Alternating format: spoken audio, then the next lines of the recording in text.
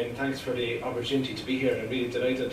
The first time I came to Aberdeenshire was a few years ago in Fraserburgh, and I was with the Scottish Urban Regeneration Forum, and we were looking at different towns that had applied for the Best Town of the Year award. So we kind of rocked up to Fraserburgh. I'd never been before. I got lost. I get lost a lot, so it took me time to kind of get there. I saw a lot of Aberdeenshire that morning, and we got to the town, and excuse me, met people from the Development Trust, met people from the schools, met people from local business, and they started telling us about Super Saturday, this stunning idea to try and bring people together to animate the town. And what was really interesting was the local people have worked out this really complex way of making sure that every single person had an opportunity. So whether you're from the so-called poorer area, there was something for you and it was priced well. If you're into bringing the kids, there was something for you. If you wanted to kind of have dinner in the evening, there was something for you. So people had worked out an opportunity for everyone, which was around equity.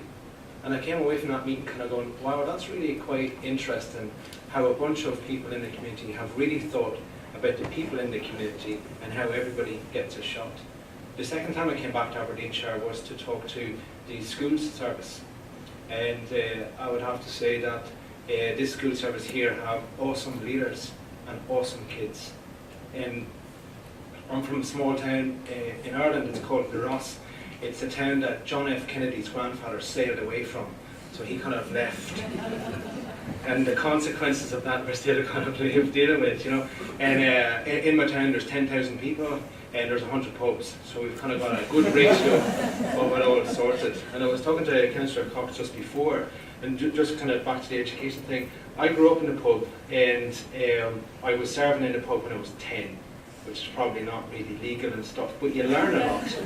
You learn a lot by being around the business and seeing people coming in, people with no money or people with lots of problems coming in and talking to my father about, you know, different things and whatnot. And I was saying to Councillor Hawkes, you know, when there's a wedding, you know, and there's a lot of emotion around weddings. You know, it's not always about the married couple, it's about the parents sometimes, or it's about the crazy uncle that's going to come when you're not too sure what's going to happen. And Councillor Cox says the thing you need to do in that situation is find the maddest aunt with the biggest handbag, and that'll regulate the kind of situation. So my father was like that. We would have cabarets on a Sunday in this small town, and my father had no degree, so he didn't finish out of school. He left when he was 14, like lots of people in small businesses who live in lots of small towns. And he committed to a place and he built up the business and whatnot with no degree. And as a 10-year-old, I would watch him on a Sunday evening when all the farmers would come in for the cabaret and sit down, and we had awful music in fairness, but we'd sit down for the cabaret and we'd have 120 people in a small pub. And the three things I learned from this man, which are the three things I've learned from every business, is the first thing is about mapping the situation. What's happening? Just, you know, who's going to kind of look for a pint now, and I need to be over here. So it's constantly mapping the situation. The second thing is to be in the right place at the right time, pretty much. And the third thing is to leave the people smiling. That was the kind of three things. And they are significant because when I got to 13 in my small town, here was my single overriding thought. How the hell do I get out of here and never come back? Because I didn't see a future in this town. I didn't see as a 13-year-old how the evidence of my father was going to give me the future that I was looking for. I didn't see, looking around the place, how this was a stunning place to be, and I didn't recognise the learning that I had gained. Now, when I came back to Aberdeenshire and was talking to the school service, it was one of the quality improvement officers said, here's what we want in Aberdeenshire, around the schools estate, around towns, villages, whatever. And it was a lady. And I also learned that sometimes when ladies have made up their mind, there's not much negotiating going on. She said, we want a schools estate, whether you're in early years or primary school or secondary school or whatever, that the experience of that young person from leaving your house to walking down the street to getting into the school to the experience, everything that happens to you along that journey is about opportunity. And everything that happens on that journey is about the possibility of real world learning. And that young person said, I could be like that. And she said that it's crucial in that situation that that young person is able to meet people who've had tough times and moved on.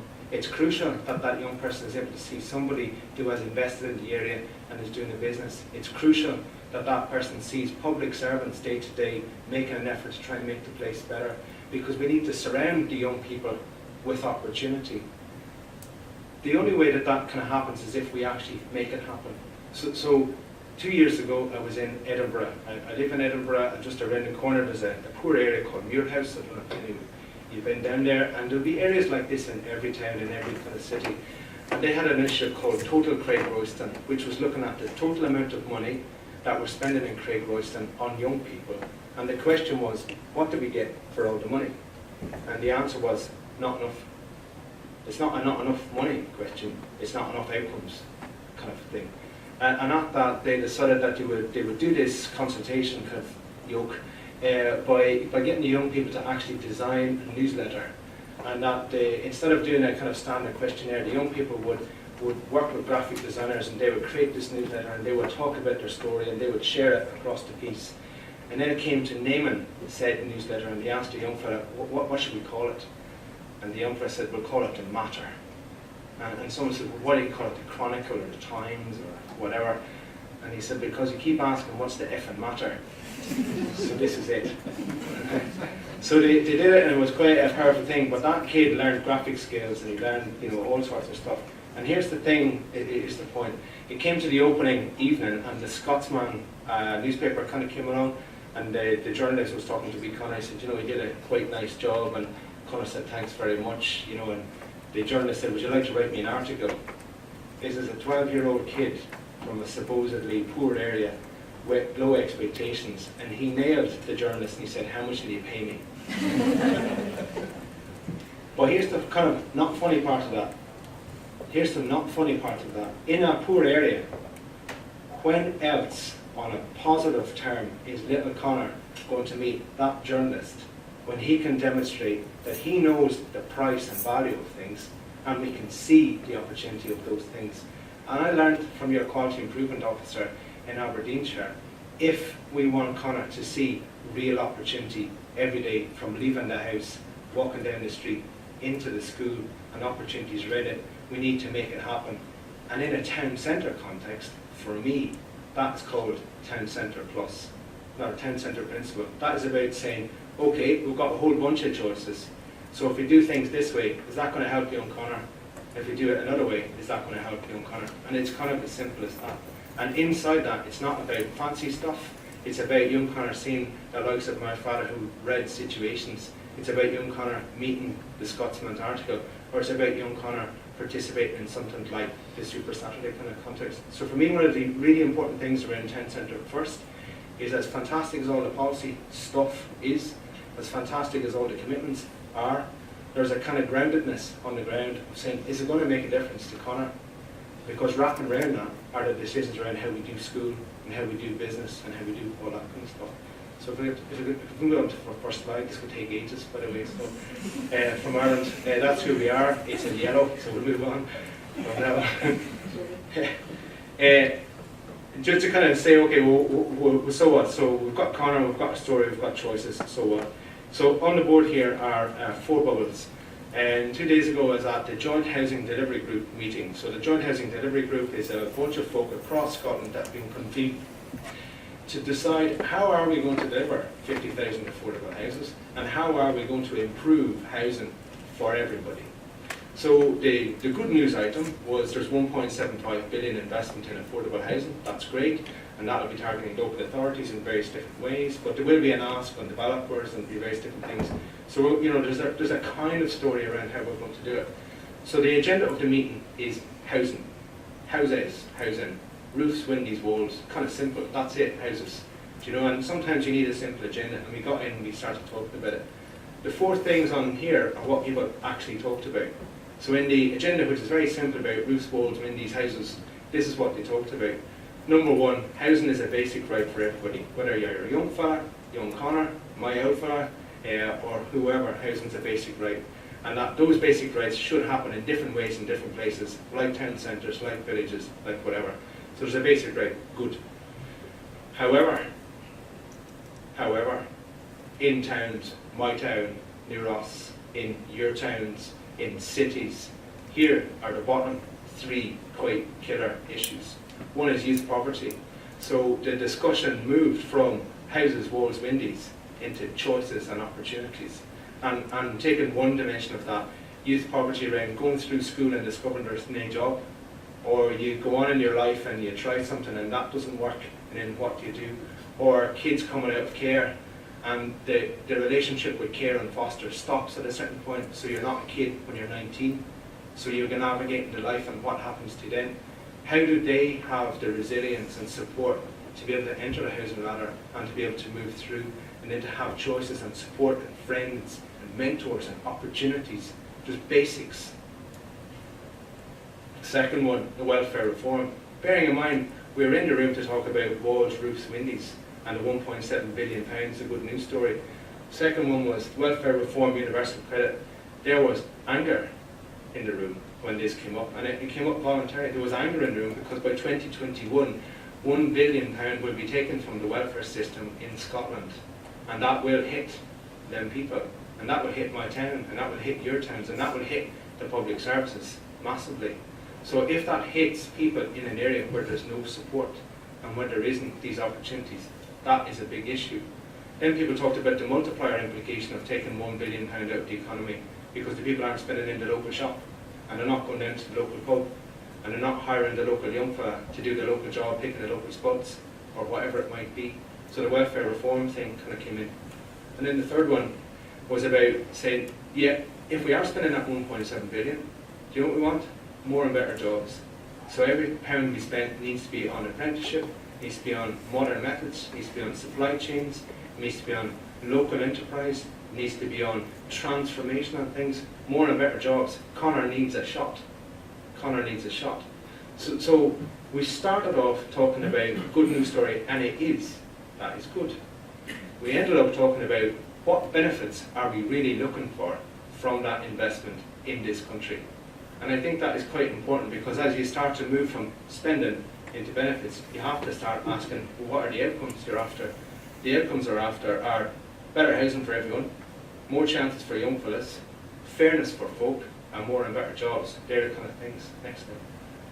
And that kind of brings you in. You can't do it singularly. So the conversation moved on to say we could talk about the windies, but actually we need to talk about other stuff. So at least we have one or two joined up conversations. And they will be tough sometimes, because at the table I was at, I hadn't a clue what the people were talking about, universal benefits and JSCs and a whole load of stuff. I'm honest about knowing nothing. I really knew nothing about that. But I knew I had something to contribute around the windies story, and I had something to contribute around some of the sense-making story. But I also knew that I had to work out a way of listening to what people were saying, and I had to work out a way of saying, I'm not the expert here, but I can help with that. And I understand that I have a responsibility to what you're talking about. I understood, at least, my job was to listen. So the next slide, please. As you put all that together, it is horrendously complicated, and it can mash your head, and it can break it down, and it can make it quite difficult. But what seems to kind of come out of it is that all of that will make sense when you're in an area. So in my town, I'm from the Ross, I can make sense of this in an area called a JKL, which is a housing area, at the top of the town, where all that stuff happens. But when you go into the JKL, a young fellow will tell you the whole story in a minute. And they will tell you what the issues are, and who the folks are, and who the crazy folk are, and who the trusted people are, and whatnot. So an answer to all this complicated stuff is in areas, places, localities, and whatnot. And in those areas, places, localities is around known knowns. It's around, and I understand that. You don't have to explain, I'm from here, I get that. So I get all these things are here, so I've got it. We're on the one page. Next slide, please.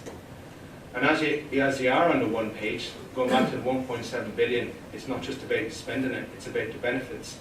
In this area then, with these issues, to get these outcomes, which is better housing, more fairness for the young fella, more fairness for the folks on it, and all of these different things. In this place, we could join up a handful of things that could make a difference. In the other place, we can't, because we're not part of that. But in this place, we could. And in this place, we can have some honest conversations about what we are and are not doing, or what we can and can't collaborate on. And we could then take the total amount of money that we're spending in, like the total Craig Royston thing, and say, what is it we want from that cash? What benefits are there that we're after? And then we can have a very clear discussion about outcomes. So the collaboration moves from a buzz bingo. Thanks very much, I hope it's gin. The collaboration moves from a buzz bingo thing into something real that Conor gets. It kind of goes, collaboration, does that mean you're just talking to each other about giving me a chance? Yes. Does that mean that everybody's going to have a discussion about the money that's been spent? So if you're spending £1, you're having 2 or 3 chats about how the benefits go? Yes. Does that mean, like the quality improvement officer, that when that young fella leaves that house, walks that street, gets to that school and walks around, everything's about opportunity? Yes. What's that called? That's called Town Centre First. That's what that's called. And that's called a whole pile of really hard chat. And that's called a whole pile of really hard choices. And that's called a whole pile of politics. Because in that, not everybody's going to agree. But for me, to move beyond the policy stuff, and it is great, and the framework stuff, and it is great, and the leadership stuff, and it is great, is that it's kind of grounding it down to say, when it becomes real, it starts to make a difference to that stuff. And it's not going to win probably architectural awards kind of thing. Hey ho, if it makes a difference to the young folk, great. A consequence of that would be a better brief to do better architecture or whatever it will be. So it's kind of clarity on what are we trying to do. Next slide. Let's have a look at a town that's trying to do it. So that's all fine. And I'm not trying to start off with a depressing kind of stuff. I'm just trying to start off with, we start from where we are. Not from, I was in Malmo. Do you know what I discovered in Malmo? Is that Scotland is like Malmo. It's full of folk trying to do stuff.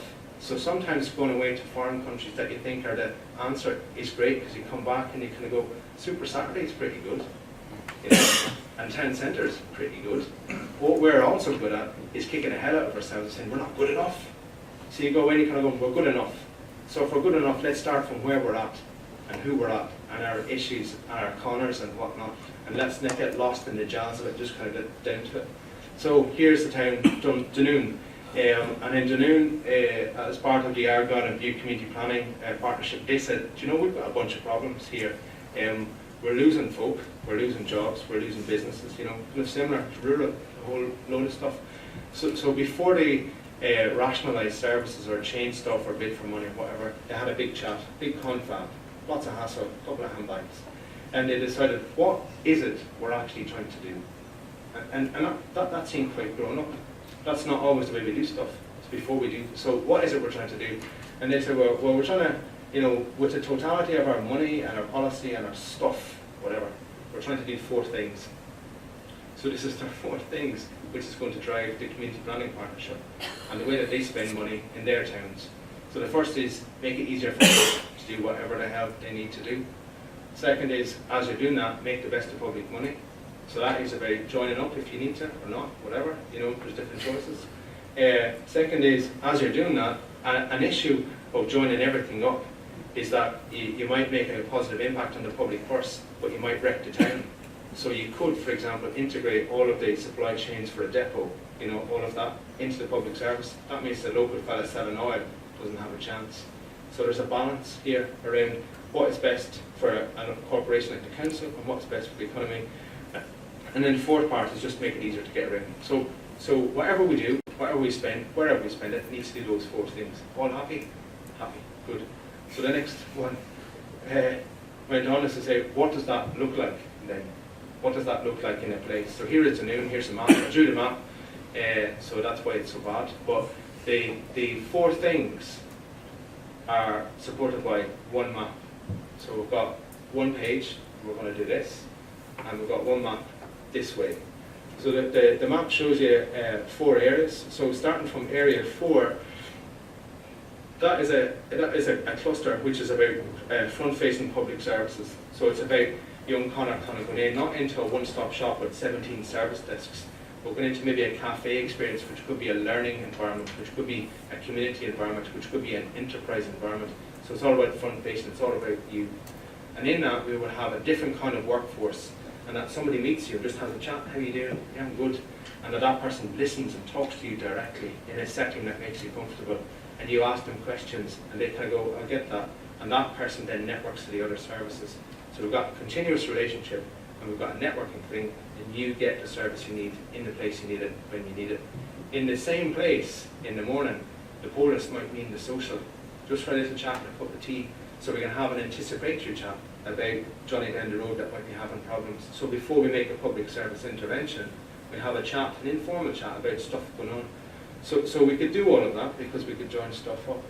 The second one is the hospital, where we are going to invest money in the hospital.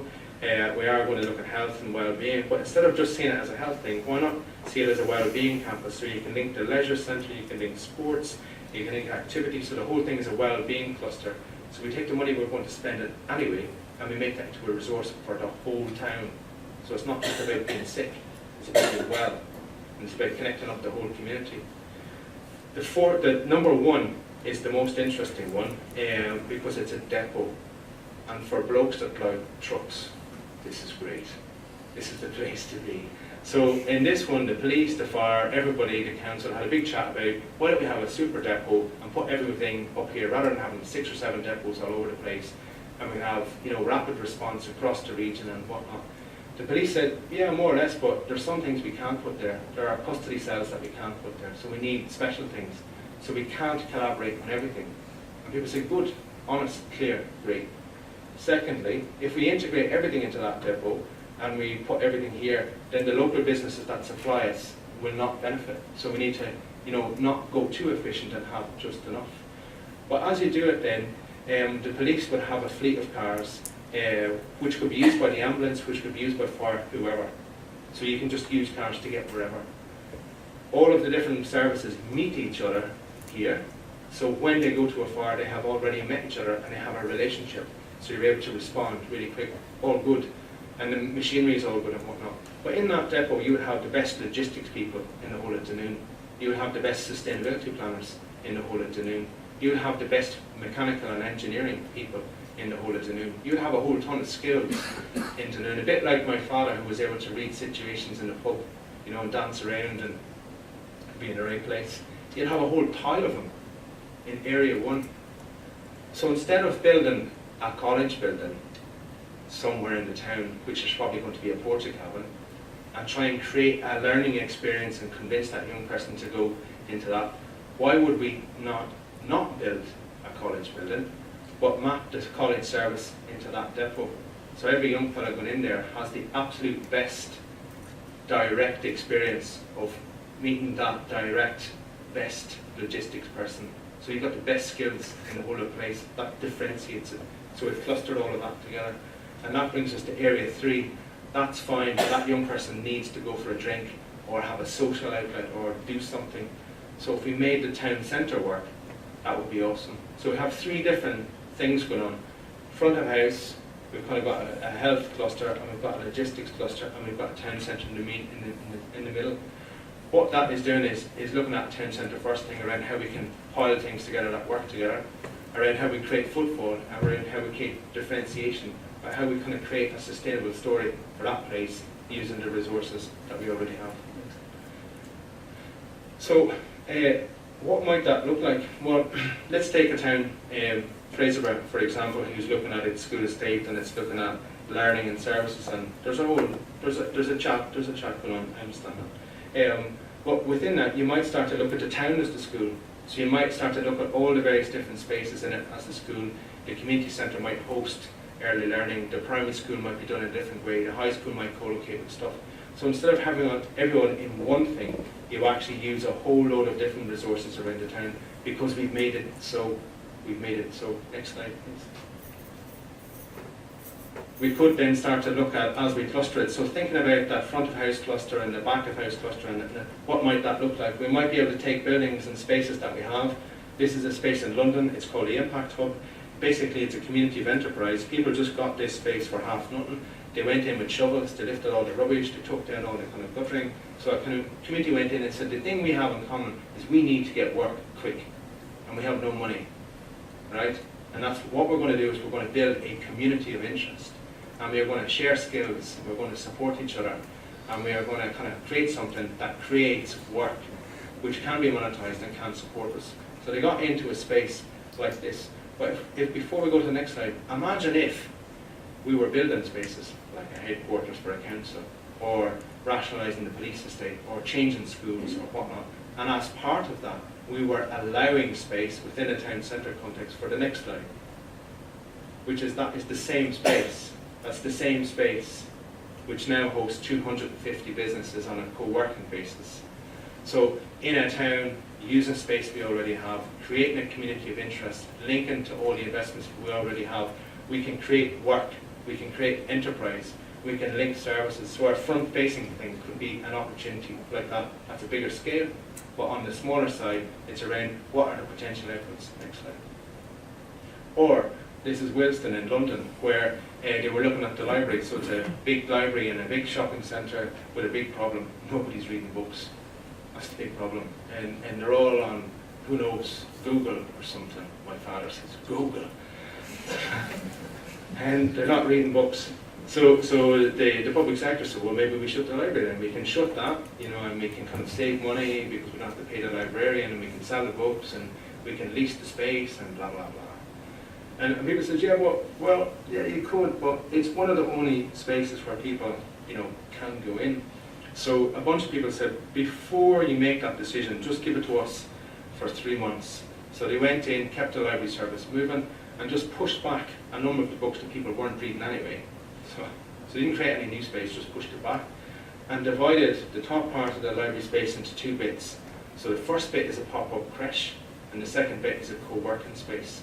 Because in this area, you have a mixed ethnic background, and some of the women aren't allowed, to work because their job is to stay at home and take care of the kids. Some of the black kids don't feel that they're welcome. Some of the poorer kids don't feel that they're allowed, and whatever. So they created this situation because they knew that a lot of them would have complex needs. Like, who's going to take care of the child if I come? So we've got the pop-up creche. We will. So if I come, who's going to help me with the CV? Well, we've got the co-working space, and that's peer-based. There'll be a friendly face to work with you to do your thing. But here's the deal. Here's the deal. You've got 2.5 hours to do this, as long as you invest that in yourself here, using the library and the co-working space to create your business, sort out your CV, create a local venture or whatnot. So it's almost like a social contract that supports the folk and wraps around a peer base. But it didn't build a brand new building for it. It made space in the service we already have and linked things together and focused on the nature of the community and looked at outputs. Next slide, please. What if, I'm not actually from a town, I'm from outside of town, I'm from a ditch near a field, pretty much. And my father wasn't a great businessman. He worked in the Northwest Territories in Canada in the 1960s in the Cold War, basically watching Russian airplanes flying over the American airspace. And it was a kind of, around them was just snow. That was it. It was absolutely hee-haw. And every so often a Russian plane would go over and they'd count that, and then it would go back and they'd count that.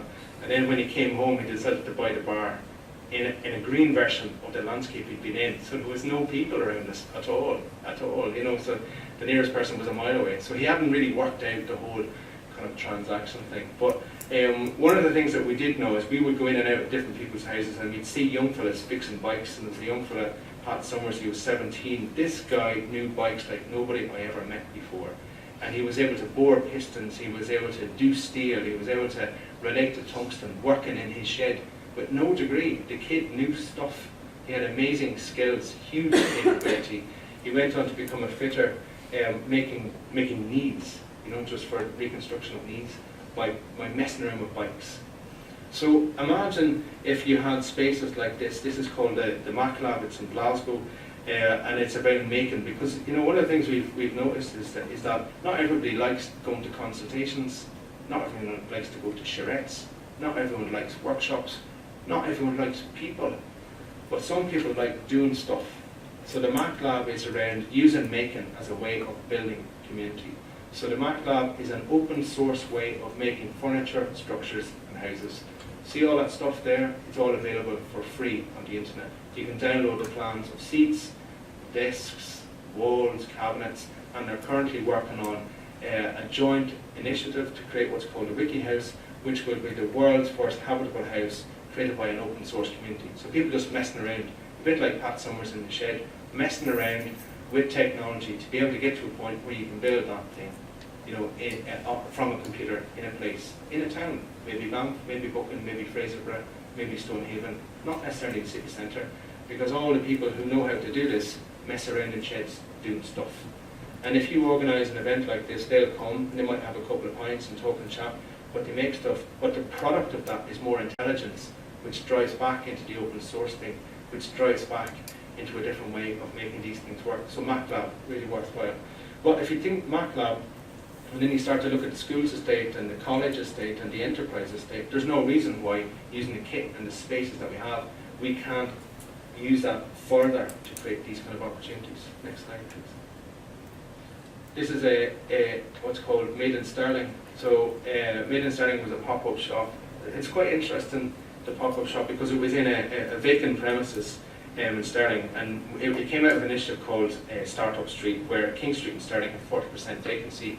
People said, once you hit 38% vacancy, the town's knackered, nothing can be done, it's terrible, woe is me. And there was a whole lot of economic analysis which basically said the same statistic is woe is me, and nobody was coming up with any answers. So we said, well, why don't we not spend any more money on reports that basically say the same thing? Why don't we just do something? And then the people said, well, what can we do? And you kind of go, well, it seems in Sterling you have on one side a whole lot of people that want to support the city, and on the other side a whole lot of Pat Summers, people that are able to do stuff with no space and no access to markets. So why don't we link these two things?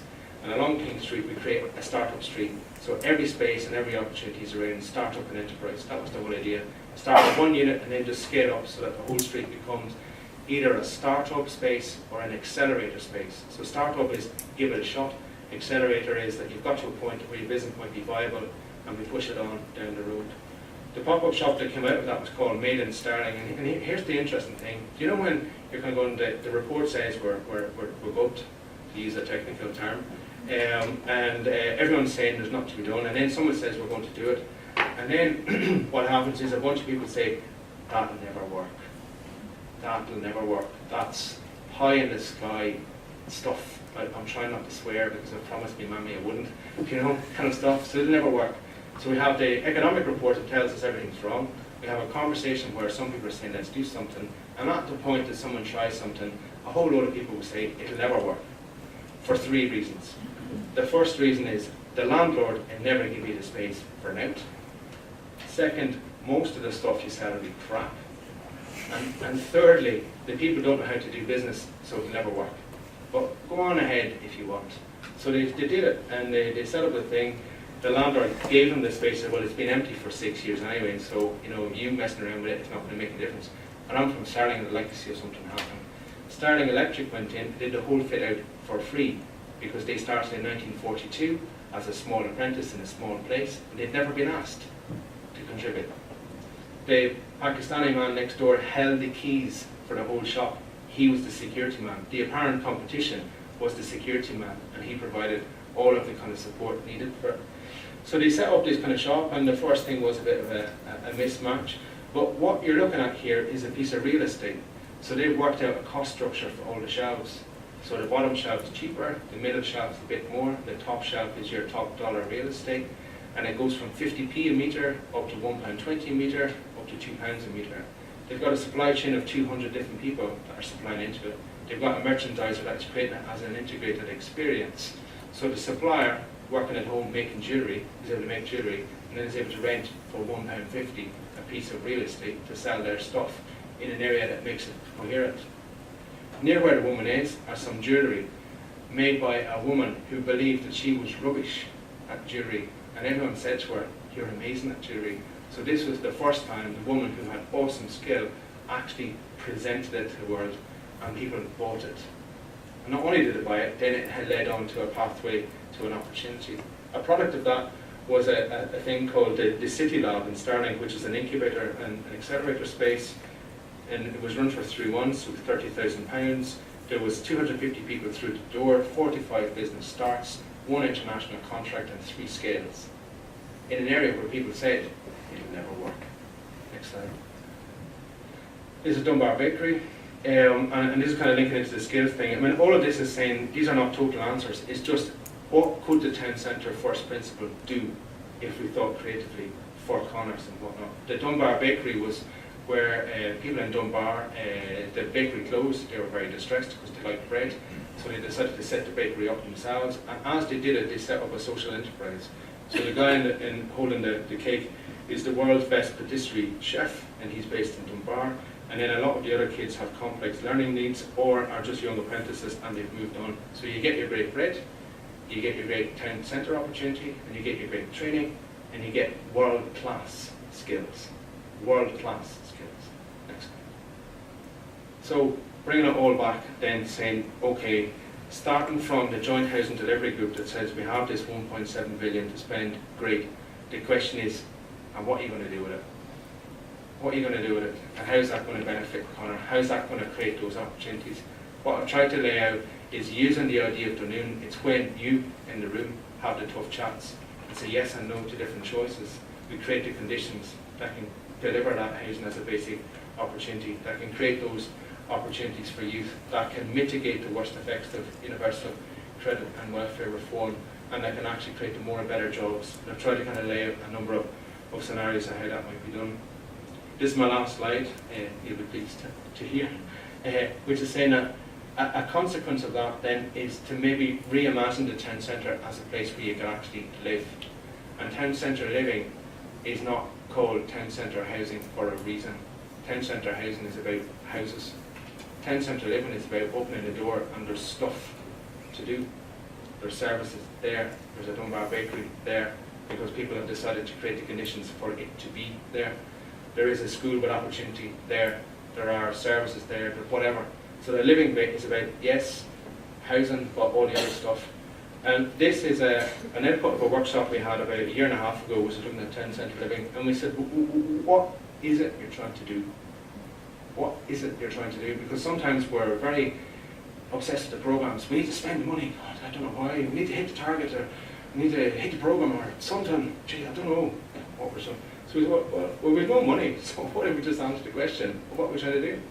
So we're trying to create a town centre living thing which supports a diversity of people, whoever you are, whatever your means are, that can build community and extend family. That's what we're trying to do with all the different choices. How are we going to do that? We're going to do it by getting evidence of what works, and that's what I've been trying to show, I guess, about taking leadership, which is what the town centre first principle and your choices are about, and about partnerships, which isn't about just rocking up to meetings and going to the agenda. It is about partnerships, saying, actually, we will do something. And the fella that says it's not going to work, well, let's just prove them wrong, or whatever. So not all of that can happen in every place, every way, in the same way, but in some places it could make a real difference. The three images are saying, okay, here's the reminder. If we do what we're talking about, is it going to create an environment where a young person, a child, will grow up and say, actually, I had an amazing experience as a child. I wasn't just shipped up in a house. I had an amazing opportunity to live. Can it create the opportunities for the middle, the stretched middle, and the different people on welfare, but also people on business are not that flush with cash. There's cash flow. So is it kind of create those fair opportunities? And the last slide, and the most important one, is a slide taken from Mount St. Vincent's in Seattle. So Mount St. Vincent's in Seattle is a convent, and my mom loves that, so it's quite nice. She's quite into that kind of thing. And the convent is not doing so well on recruitment at the moment. So they've got a lot of spare space. But their whole thing is around care. They traditionally kind of provided school. So in Mount St. Vincent's in Seattle, what they've done is they've co-located an early years centre into a convent with older people. So every single morning, an older person meets the young person and says hello, and they sit down and they read, and they sit down afterwards and they draw, and then they talk, and then they make lunch together and whatnot. And sometimes the people die, and the young person learns about that. And sometimes the young person is at a party and they celebrate that. There is a 3-year wait list to get into the facility on both sides of the generational divide. And the film's called Present Perfect, because the only shared space between the generations is now. So that maybe is the best way to finish. If the town centre for us is to be meaningful, I believe we need stories, we need illustrations, we need ways of forcing people to think about what's possible. And a good way to think about that is present perfect. The shared space between generations is now.